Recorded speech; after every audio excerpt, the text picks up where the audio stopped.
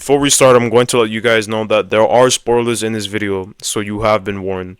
Today I wanted to talk about some of my favorite characters of all time, so let's jump in immediately.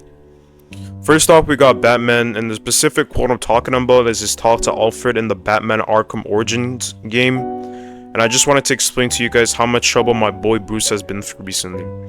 So my boy gets a bounty placed on his head and has a bunch of assassins on him by Black Mask, and Black Mask is like pretty much the bad guy, and it's like this mob boss.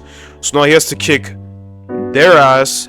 Oh, and believe me, that was not easy. And spoiler alert, Bruce figures out that Black Mask was actually the Joker this entire time. Bruce has to fight Bane, and oh my god, is Bane an absolute unit in this game and is actually very intelligent compared to the other Arkham games that he's in. Alfred sees all the things that are happening to Bruce and is telling him that he is insane and that this is not worth it. Being in a bad suit, like being a grown-ass man in a bad suit isn't worth it. That he's risking his life for nothing, etc, etc. And then Bruce strikes back and he's like, no, Alfred, I am the danger. Like, you know, like some Walter White stuff. And he's like, no, I'm the darkness. And it's like, anyway, I just gotta play the clip for you guys to understand. Master Bruce, stop! Master Bruce, I will not in good conscience allow you to go. You're outmatched by these assassins. What? You're not some hardened vigilante. You're a young man with a trust fund and too much anger. You're in over your head, and I don't want this to be your end. Alfred, who do you see when you look at me? The boy whose shoes you used to tie every morning? The teenager you drove to his first date? While you are here every night, I am out there. The only thing between the innocent and the predator. Be. No, not maybe. I am. When the mugger or the thief stops to think twice, that is fear. That is what I am. That is why they hired assassins, because I am the reason the criminals breathe easier when the sun rises. So no, Alfred, I am not in over my head. Tonight will not be my head, but it will be theirs. In second place, we have the fight between Rafe and Nathan Drake, and this was pretty emotional for me since I played all three original games countless of times as a younger kid on my PS3. So basically, after a long freaking adventure with Nate and his friends and his brother, they were gonna go back home after being on the island that the treasure of Avery was. Like, the Avery's treasure was on the island, and Sam was like, no bro, I really want to see Avery's treasure. I sacrificed too much, like we've gone too far, like I need to see it at least once. And Nate was like, come on, don't do this. And now he has to go back to the ship that has been lost for like hundreds of years, like I mentioned. But wait, guess who else is there? Rafe. And Rafe is like the main villain of the story.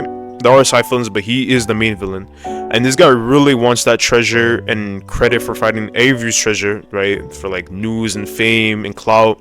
But to get to Sam, he needs to get through Rafe. And so Nate and Rafe go at it and just start sword fighting, and Rafe is spitting straight tales about Nathan Drake like he's a known legend and starts talking about everything he has done throughout his years. Now just sit, listen, and watch this clip. Seriously, Rafe, this is insane, even for you. You want to hear insane? Nathan Drake raced a madman and his entire army to the steppes of Shambhala. Jesus! Nathan Drake found the lost city in the middle of the Rub al-Khali desert. God damn it. Come on, we can get out of here together. Nathan Drake discovered the fabled El Dorado.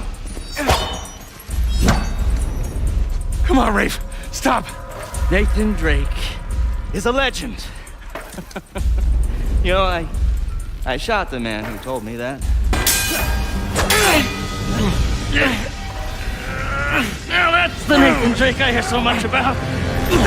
All right. We're done here. Now I just wanted to throw in an honorable mention to Assassin's Creed 2 when Altair and his brother climbed up to the rooftop in Italy and just looked into the moon, talking about their life at the moment. Very beautiful, and considering what happens a bit after this quote in the game is like pretty sad. So yeah. It is a good life we lead, brother. The best. May it never change. And may it never change us.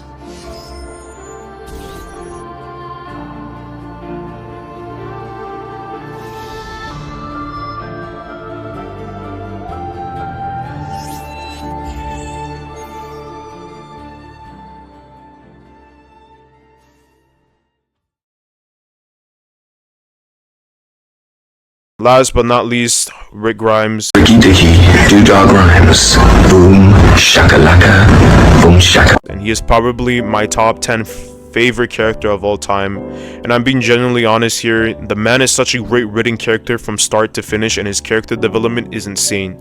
If you guys know what I'm talking about season 5 Rick Grimes, and you definitely know he was an absolute beast. I remember seeing edits about this guy back in prime TikTok, and oh man, did it give him so much aura already. Like, he already had the aura, but this just gave him so much more. But it is also about how he is a leader for his friends and family, and has to make a wise decision and hard decisions, and decisions that he may not even like. And like, it pushes him so many times throughout the series, like mentally. So that makes me much more interested in him. But moving on, the quote I'm talking about is when Rick Grimes pretty much slayed the entirety of the saviors. Like, majority of them got slayed. Like, they got pew-pewed, you know what I mean? And the saviors are like the bad guys. From what I understand, he was going on a crazy spree off screen and eliminated over hundreds of them. I think 700s if you do a bit of digging in the lore of the show. Like, you could probably go on Reddit and find out. But this is like kind of insane to think, because this is like a one-man army, you feel me? The reason he did this was because his son unfortunately got infected, and once a man has nothing to lose, a lot of bad things are going to happen. Rick lost his morality, and after defeating Negan, he remembers a quote from his son: "My mercy prevails over my wrath." Rick realizes that this isn't the way anymore, and that making peace might just be the way with the enemy. Roll the clip.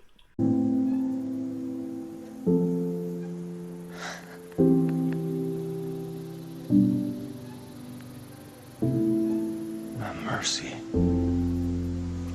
prevails over my wrath.